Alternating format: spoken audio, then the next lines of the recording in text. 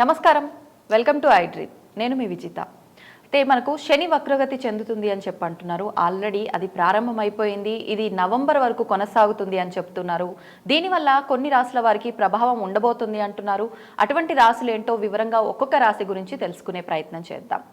ప్రస్తుతం మనతో పాటు ఉన్నారు ప్రముఖ జ్యోతిష, వాస్తు, సంఖ్యాశాస్త్ర మరియు నవరత్నాల నిపుణురాలు తనిష్క గారు. వారితో మాట్లాడి వీటి గురించి వివరంగా తెలుసుకునే ప్రయత్నం చేద్దాం. నమస్తే అండి. నమస్తే అమ్మా. కన్యా రాశి తదుపరి, అంటే ఈ కన్యా రాశి వారికి శని వక్రగతి వల్ల ఎటువంటి ఇబ్బందులు రాబోతున్నాయి? కొన్ని రాశుల వారు సేఫ్ అంటున్నారు. అవును, వీళ్ళు సేఫ్ జోన్ లో ఉన్నారా? ఎలా ఉంది వీళ్ళకు? అంటే ఎప్పుడైనా కన్యా రాశికి ఇప్పుడు 7వ స్థానంలో ఉన్నాడు. 7వ స్థానం అంటే శని ఒక చూపు కన్యా రాశి మీద పడుతుంది.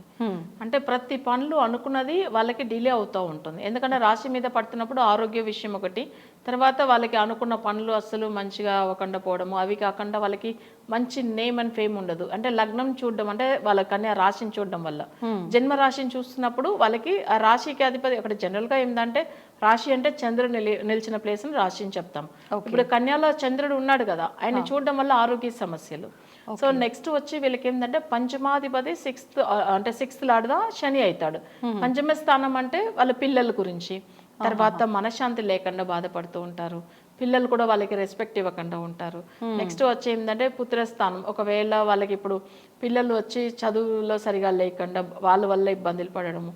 నెక్స్ట్ వీళ్ళకి వచ్చి పంచమ స్థానం అంటే పూర్వీక ఆస్తుల్లో ఏదైనా సమస్యలు, ఇవన్నీ కూడా వస్తుంది ఇప్పుడు వాళ్ళకి 7th లో ఉన్న శని వల్ల. అంటే ఈ రాశి వాళ్ళ ప్రభావం కుటుంబం అంత పైన కూడా ఉంటుంది. ఇప్పుడు కన్యా రాశి అనేటప్పుడు ఏమైతుందంటే ఇప్పుడు వాళ్ళకి 2.5 సంవత్సరము అసలు 7లో శని ఉంటే గండక శని అంటారు. అంటే గండం అంటే సడన్ గా ఏదైనా గండం, ప్రాణగండం అట్లా వస్తుంది. ఈ విషయం వచ్చి చాలా మందికి తెలియదు. ఇప్పుడు 7వ స్థానంలో కదా శని ఉన్నాడు, ఏం సమస్య అట్లానే అనుకుంటారు. కానీ 7లో ఉన్న శని వాళ్ళ రాశిని చూస్తాడు కదా, దానివల్ల వాళ్ళకి అది గండక శని అని అంటారు. అంటే ఈ గండాలు కూడా ఒక్కొక్కరికి ఒక్కొక్క రకంగా ఉంటూ ఉంటాయి. వీళ్ళకి ఏ టైప్ అంటే కొంతమందికి వాటర్ ద్వారా అంటుంటారు, కొంతమందికి కరెంటు ద్వారా, రకరకాల. వీళ్ళకు ప్రత్యేకించి అంటే వీళ్ళకి ఏమైతుందంటే ఆరోగ్యం వల్ల ఎట్లా అంటే వీళ్ళకి మేజర్ ఆరోగ్యం సంబంధించిన స్థానాధిపతిగా శని అయిపోతాడు అక్కడ. సో పంచమాధిపతి కూడా అక్కడే అవుతాడు. కొన్ని పిల్లల విషయం వల్ల కూడా కొంచెం ఎక్కువ డిప్రెషన్కి వెళ్ళిపోయి అట్లా కూడా ఏదన్నా వాళ్ళంతలో వాళ్ళు చేసుకోవడము. సో వాళ్ళు ఏదన్నా ఆ డిప్రెషన్లో ఉండి అసలు మరి దానివల్ల ఆరోగ్యం బాగా లేకుండా పోవడము అట్లాంటిది ఉంటుంది. అయితే వీళ్ళకి 7లో ఉన్న శని వచ్చి ఇప్పుడు మనం అనుకుంటాం వగ్రగదిలో ఉన్నాడు, కొంచెం పర్వాలేదు.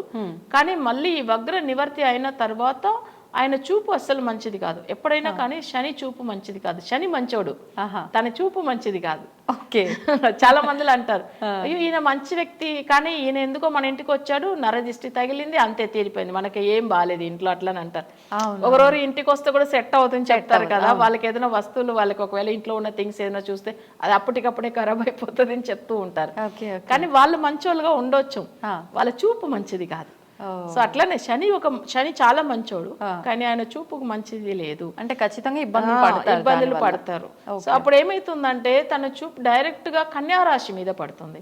సో అప్పుడు కన్యా రాశి వాళ్ళకి నేను చెప్పినట్టుగా ఆరోగ్య సమస్యలు, వాళ్ళ పిల్లల విషయంలో సమస్యలు, తర్వాత పూర్వీక ఆస్తులు, నెక్స్ట్ వచ్చి ఏంటంటే వాళ్ళకి ఆరోగ్య సమస్యలు, అవి కాకుండా ఏదన్నా ఇట్లా గండక శని కాబట్టి ప్రాణగండం గురించి ఇవన్నీ ఉంటుంది. సో ఇదంతా కూడా కొంచెం ఎక్కువ కన్యా రాశి వాళ్ళు ఎక్కువ కేర్ తీసుకోవాల్సిన అవసరం ఉంటుంది. వాళ్ళకి ఏంటంటే రాహు కేతుల వల్ల పెద్ద సమస్య అయితే లేదు, కానీ గురు మంచిగా లేవు. ఇప్పుడు గురు ఎందుకు మంచిగా లేదు అంటే 10లో ఉన్న గురు మంచోడు కాదు. అంటే డబ్బులు అస్సలు రాదు వాళ్ళ చేతికి. అప్పుడు అంటే 10లు ఇరుక్కం గురు పరమశివనం పిచ్చ ఎడతాను అంటారు. అంటే 10లో గురువు ఉంటే శివపెరుమాను ఉన్నాడు కదా, శివుడు పరమాత్ముడే కూడా భిక్షం తీశాడంట 10లో గురువు వచ్చినప్పుడు.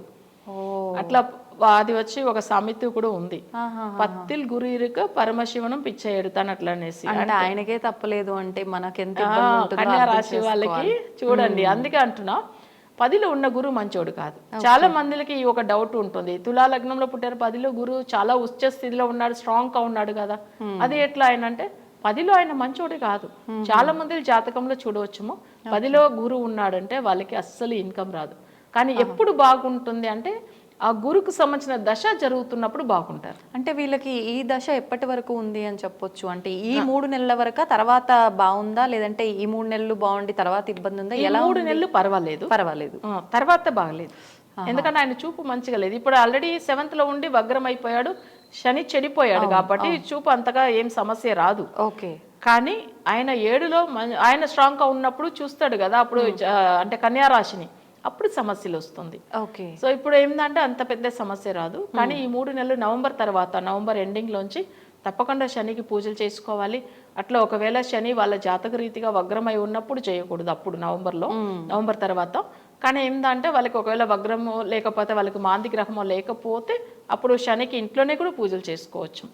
ఎందుకు ఇంట్లో పూజలు చేసుకోకూడదని అన్నారంటే, ఇలాంటి వగ్ర గదిలో ఉన్నప్పుడు వాళ్ళకి అవి వగ్రమా కాదని తెలియదు కాబట్టి నవగ్రహాలకి డైరెక్ట్ గా గుడిలోనే వెళ్ళి చేయాలి, ఇంట్లో చేయకూడదని చెప్పేటారు అప్పట్లో.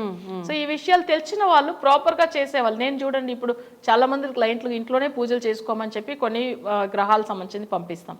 సో వాళ్ళు తప్పకుండా చేస్తారు, రిజల్ట్ వెంటనే వచ్చేస్తుంది. ఎందుకంటే వాళ్ళ జాతకం ఫుల్గా అనలైజ్ చేస్తున్నాం కాబట్టి వగ్రంలో ఉన్నారా, లేదు మాంది గ్రహం అయ్యాడా, లేదు అసలు ప్రజెంట్ దశ వల్ల మంచి చేస్తున్నాడా లేదని దానికి తగినట్టుగా మన ఇంట్లో కూడా పూజలు శనీశ్వరుడిది కూడా చేయవచ్చు.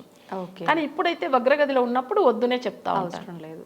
తర్వాత ఇబ్బందులు ఉన్నాయి కాబట్టి పర్సనల్ చార్ట్ చూపించుకొని ఫాలో అవ్వచ్చు. అవును. కన్యా రాశి వాళ్ళకి గండగ శని ఉంది. వాళ్ళు మేజర్ గా ట్రావెలింగ్ లో కూడా కొంచెం ఎక్కువ కేర్ తీసుకోవాలి. హెల్త్ లో ఏదైనా ఇష్యూస్ వస్తే వెంటనే వాళ్ళు ట్రీట్మెంట్ తీసుకోవాల్సి ఉంటుంది. మరి హెల్త్ విషయం ఎక్కువ కేర్ తీసుకోవాలి. సో ఇంకొకటి అప్పుల విషయం, అంటే రుణ స్థానం కూడా అదే కాబట్టి ఎవరితో గొడవలు కూడా అనవసరంగా పెట్టుకోకూడదు. రుణ బాధలు కూడా ఈ 2 years ఉంటాయి వాళ్ళకి. ఓకే. ఓకే. సో అలా కొంచెం కష్టపడతారు. తప్పకుండా దీనికి ఏదైనా మనం ఎక్కువ జాగ్రత్తలు తీసుకోవాల్సిన పీరియడ్ అయితే ఉంది. అవును. ధన్యవాదాలండి. Okay. And for more videos, Please subscribe to iDream. Please subscribe to iDream. Please subscribe iDream. And please subscribe to iDream. For more videos, subscribe to iDream. Please like, share and subscribe to the channel. Congratulations, iDream. Subscribe to iDream. Subscribe to iDream. so subscribe to iDream Media. iDream team andarki huge congratulations. Please subscribe iDream Media. Please subscribe to iDream. Subscribe iDream. Please subscribe to iDream. iDream అంటే నా కళల ఛానల్ను subscribe చేసుకున్న నోరు తిరుగుతలేదు, మీరైతే గంట గుర్తు కొట్టండి. For more such videos, please subscribe to iDream. Subscribe to iDream. Please subscribe to iDream. Please subscribe iDream Media. Please do subscribe to iDream. Please subscribe to iDream Media. For best entertainment and information, please subscribe iDream. And don't forget to subscribe to iDream. తవ్వుతూనే శివలింగం. సరే దాన్ని అట్లా కప్పేసేయండి, చూపించదండి. Krishna is there. మూర్తి పూజ కాదు, సాక్షాత్ బ్రజేంద్ర నందన భగవాన్ ఉన్నారు మూర్తిలో.